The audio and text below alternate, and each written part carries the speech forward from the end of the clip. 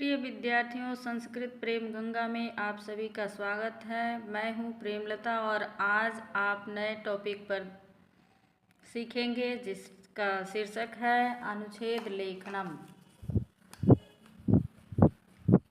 अनुच्छेद लेखनम यानी कि पैराग्राफ राइटिंग।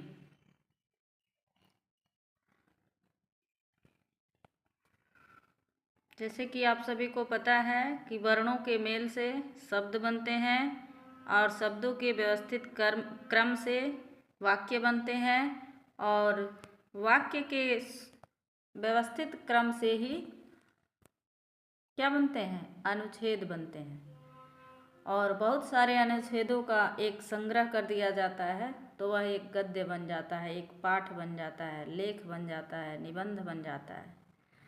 तो उसी में से आज आप लोग को अनुच्छेद लेखन के बारे में सीखना है और ये वर्ग 9th के छात्रों के लिए है। आप लोग के सिलेबस में दिया है।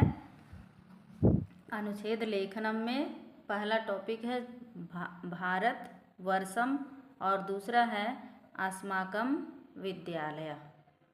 तो सबसे पहले हम पहले टॉपिक को समझते हैं। पहला शीर्षक क्या है? भारतवर्षम। भारतवर्षम से सभी बच्चे अवगत होंगे क्योंकि भारतवर्षम अपने भारत देश का ही नाम है। तो आपको लिखना है भारतवर्षम अस्माकं देशः अस्ति, अयं विश्वस्य प्राचीनतम देशः अस्ति, अयं ज्ञानस्य धर्मस्य आदि जन्मभूमिः अस्ति, अयं पृथिव्याः स्वर्गः देवानां पुण्यः भूमि विश्वस्य शिरोमणि अपि कथ्यते। प्राचीनकाले दुष्यन्तः नामकः सुप्रतापी नृपः आसीत्। तस्य पुत्रः भरतनाम्ना अस्य देशस्य, यहाँ स्य रहेगा, देखिए अस्य देशस्य रहेगा, देशस्य नाम भारत आसीत्। पर्वतराज हिमालय अस्य उत्तरस्यां दिशि वर्तते।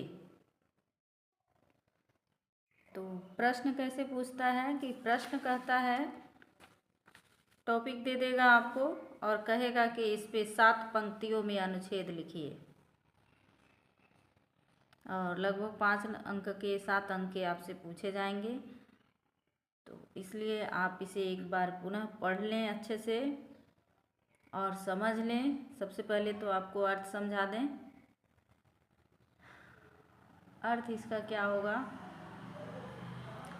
भारतवर्षम अस्माकं देशः अस्ति, भारतवर्ष हमारा देश है। अयम विश्वस्य प्राचीनतम देशः अस्ति, यह विश्व का यानी संसार का प्राचीनतम देश है, सबसे पुराना देश है। अयम ज्ञानस्य धर्मस्य आदि जन्मभूमि अस्ति, यह ज्ञान की और धर्म आदि की जन्मभूमि है। अयम पृथिव्याः स्वर्गः देवानां पुण्यभूमि विश्वस्य शिरोमणि अपि कथ्यते।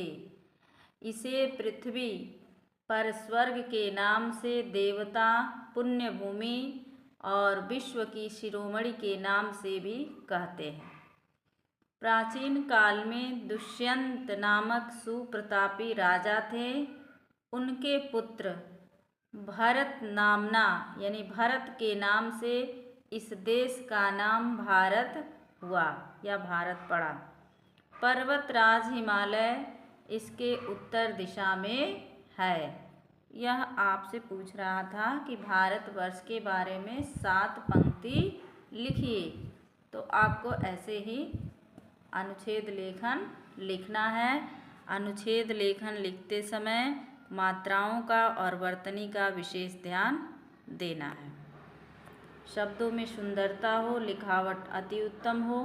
आप प्रयास करेंगे से कि इससे भी हमसे भी बेहतर लिखें। तो अब इसके बाद हम बढ़ते हैं जो आप लोग के सिलेबस में दिया है अस्माकं विद्यालय। अस्माकम विद्यालय में भी आपको 7 पंक्तियों में लिखना होगा, यानी 7 वाक्य में लिखना होगा। आप पहले हेडिंग कर लेंगे अस्माकम विद्यालय, यानी हमारा विद्यालय। लिखा गया अस्माकम विद्यालयस्य नाम, यहाँ हमने डैश डैश कर दिया है। बच्चों आप लोग अपने अपने विद्यालय का नाम यहाँ पर लिख सकते हैं, ठीक है, इसीलिए यह खाली रखा गया है। आप अपने अपने विद्यालय का नाम लिख लेंगे। अस्माकं विद्यालयस्य नाम अस्ति।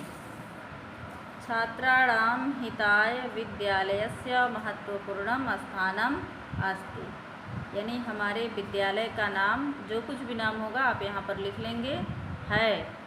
छात्रों के हित के लिए विद्यालय का महत्वपूर्ण स्थान है। विद्यालये अनेकाः कक्षाः भवन्ति, यानी विद्यालय में अनेक कक्षाएं होती हैं।